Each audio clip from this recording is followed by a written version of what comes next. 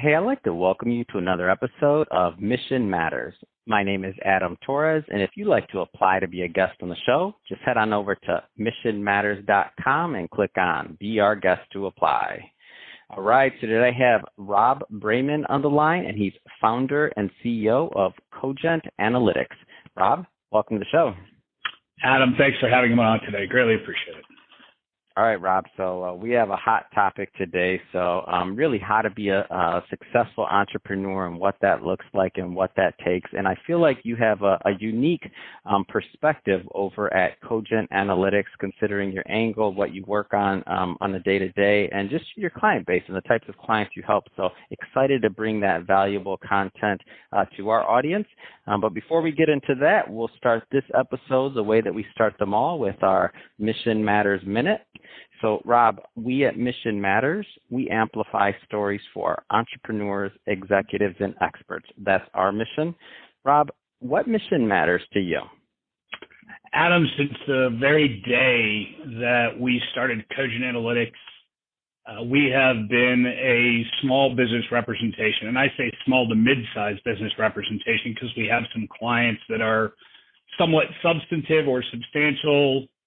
And, the way we look at it is we're representing Main Street as opposed to Wall Street. And as a serial entrepreneur myself, this is my now fourth business, and I'm actively working on building a fifth business.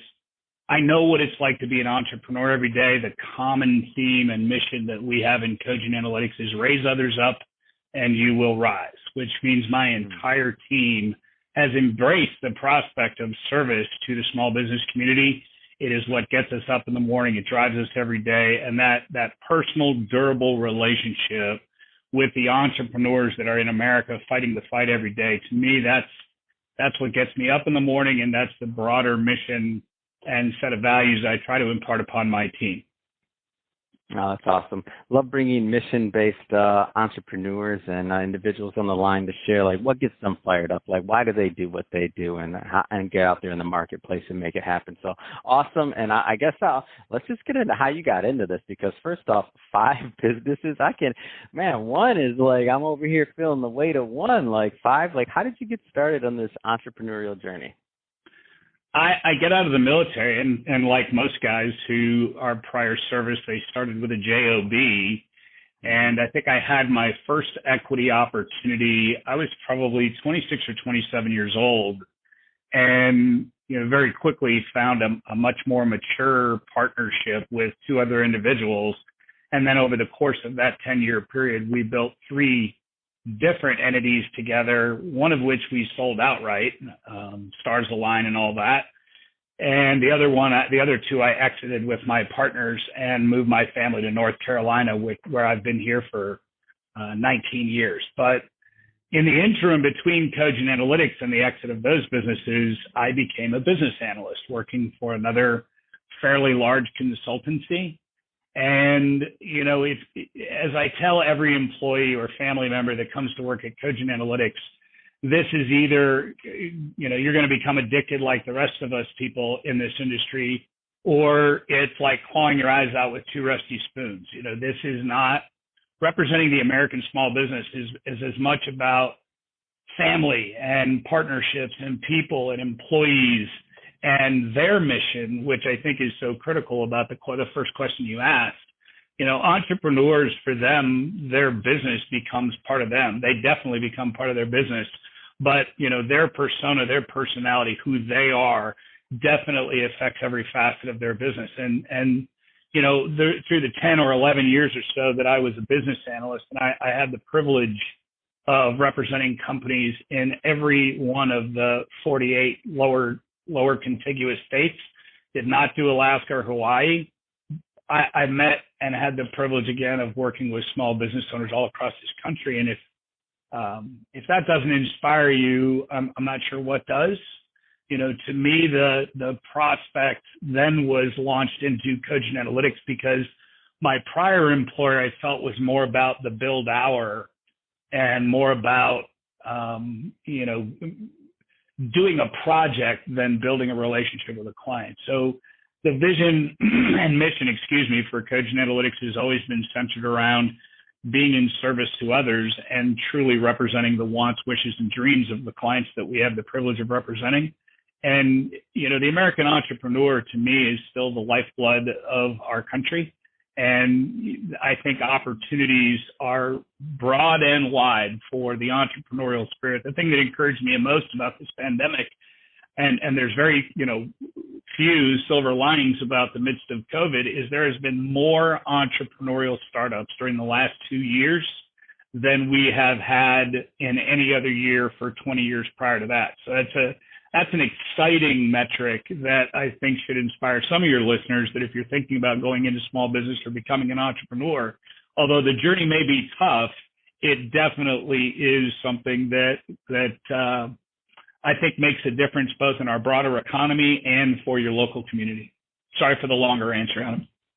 No, it's great, and what I like about this is it kind of sets the stage for the conversation. So the bottom line here is not to oversimplify it, but you've been doing this a long time. Number one, number two, you're working with through Cogent Analytics, and just also in the trenches yourself as a business owner. I mean, you've worked with small businesses, middle market, larger enterprise clients, so you have a unique vantage point. So I kind of want to segment this conversation into two different parts, if you will. So first, from the standpoint of that smaller business, or that, and some of the maybe challenges that they face, and then not saying that the challenges that the larger business or the middle market business faces there aren't some similar themes, but there's going to be some obvious glaring differences. So maybe starting from let's just say the newer entrepreneur, the smaller business, like what are some of those challenges that you see that kind of sometimes keep them from hitting that next level of success, let's say? The small business owner is traditionally made up of somebody with high value, high character, high drive, and a desire to build something under their own vision. And I think those are the ingredients to make the first step towards entrepreneurship. Now, what you're really asking me, Adam, is what are the behaviors that small business owners exhibit, and why do we have 8 out of 10 businesses fail in the first 5 years? And through 20 years of working with small business owners, some of the common themes that I see is, lack of real market planning, competitive planning, strategic planning around the business, how many human resources you're going to need to execute, what type of production or distribution resources that you're going to need, all of the core elements of planning. Most often for that young entrepreneur or that first-time entrepreneur, it's more about the mission and the vision and the value of why you want to start your own business than the mechanics of business itself. And what we typically tell clients is that, although you have amazing skill set and you have the right values to be an entrepreneur, there is a science called business, and it's the business of the business. And that gets into the profit platform. And whether you're a starting entrepreneur or a much more mature organization, we've defined it based on 4 pillars. And that's the business development engine, human resources or human resource organizational engineering, process engineering or operational management, and then measurement in all its forms, operational KPIs and financial metrics. So those are the really distilled down 4 pillars of business that we believe both drive profit and cash flow within a business. And not one pillar can stand on its own. And to answer more specifically your question, a lot of small business owners won't start with the plan, hence they are normally undercapitalized, which is probably the number one killer for small business.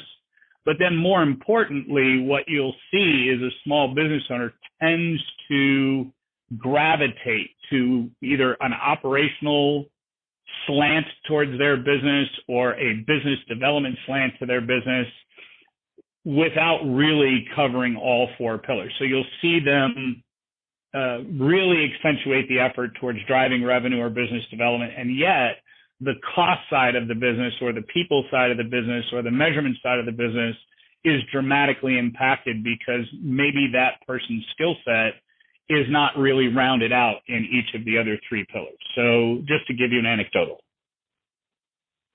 Yeah, and it makes sense too, right? Because especially let's just assume, like, or let's just say that some, a lot of businesses are bootstrapped, right? So in the beginning of the business, it's all about like, hey, we got to we need clients, we got to get, clients are the lifeblood, we got to keep the doors open, we have to make some money, and then there comes this. I'm not going to call it an inflection point because it's not like one moment, unless you happen to hit one product, it's a journey, and then all of a sudden, yeah.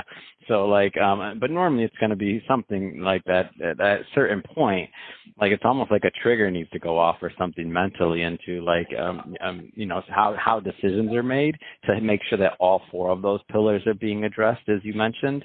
And then also, really just to make sure that if you don't have a skill set, you're either skill setting up or you're also just deciding like how the plan's going to look forward if you don't care to fill in that particular gap, because other people can do that for you, and that's having a team, and hence resources, and hence how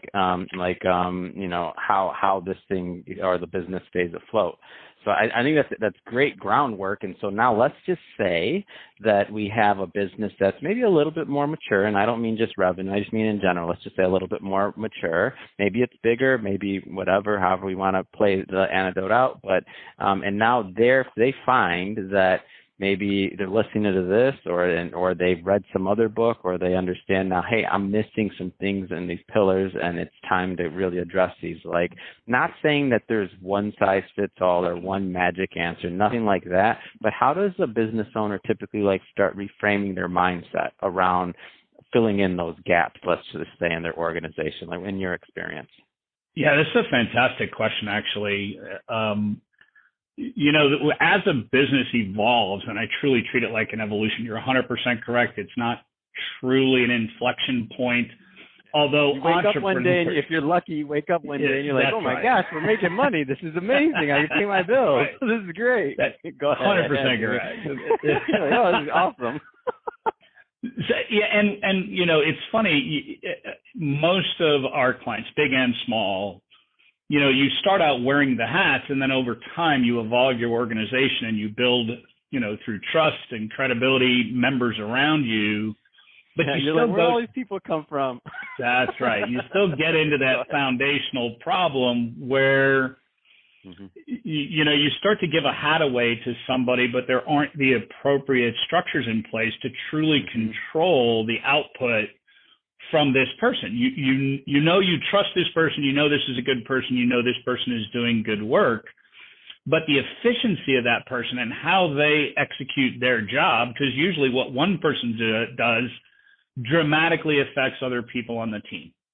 And, we run into miscommunication, lack of guidance, lack of metrics of performance, disjointed agreement on what the plan is, because usually the entrepreneur has most of the plan in their head and very little committed to any kind of tactical execution of a strategy that they have. So, and I don't want to offend the other entrepreneurs out there, but I am one. I used to be the seat of the pants guy. If I go back to the early days of building businesses, and I've seen that client over and over again over the last 20 years, and usually I can recognize the behaviors. So when you think of the Profit Platform and you really begin to break down, and we tried to oversimplify it into the four critical pillars. You can imagine that each one of those pillars has 30 or 40 different areas that an entrepreneur could investigate to make sure they're on track and they're accomplishing what they want to accomplish. Business development, org, ops, and measurement.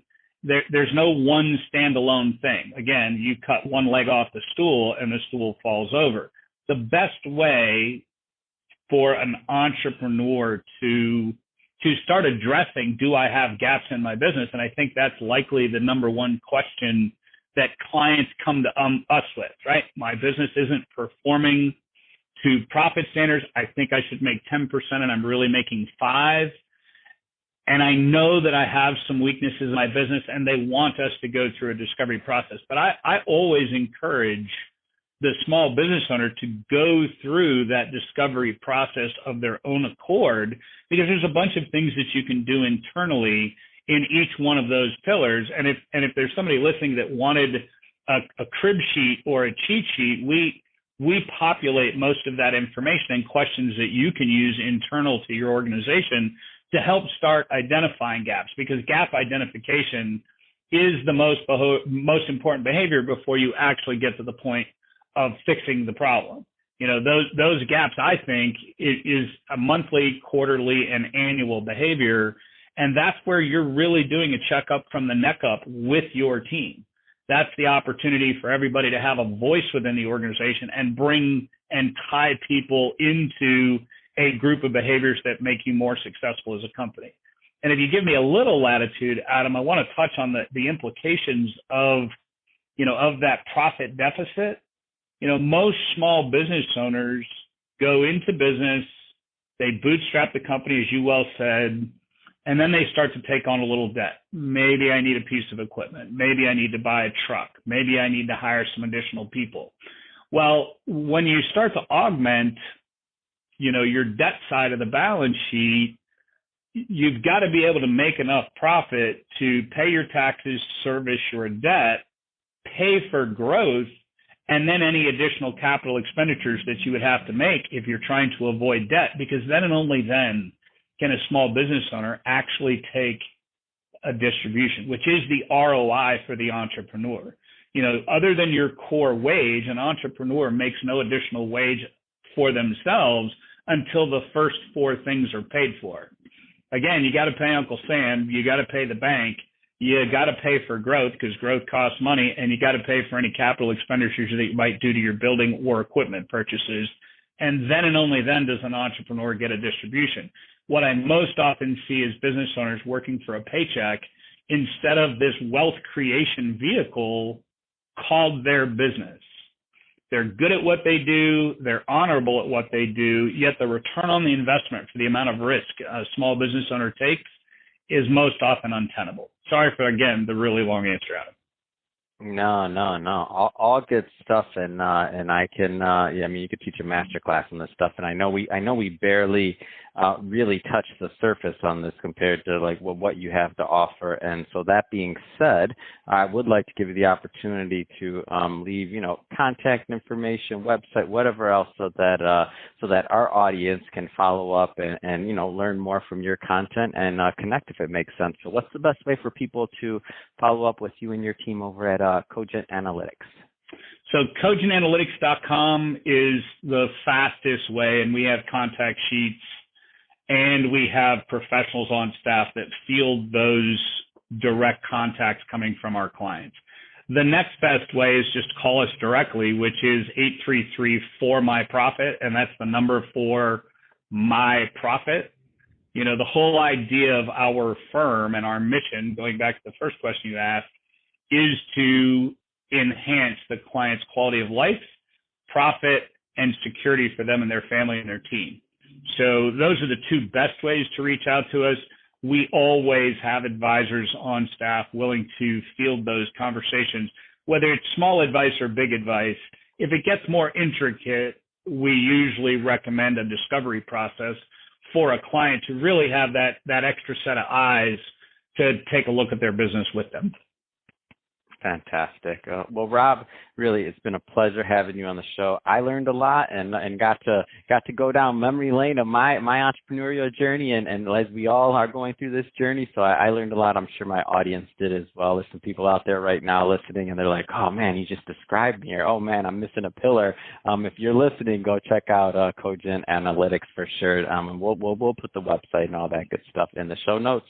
And also, if this is your first time listening to Mission Matters, we're a platform that's all about bringing on entrepreneurs, executives, really just people that have something to share with the world, that they're mission driven, they're out there trying to make a difference in the marketplace, and really being of benefit to their clients. If that type of content interests you, we definitely encourage you to hit the subscribe button, because we have many more mission-based individuals coming on the line, and we don't want you to miss a thing. And Rob, it really has been a pleasure. Thanks again for coming on the show.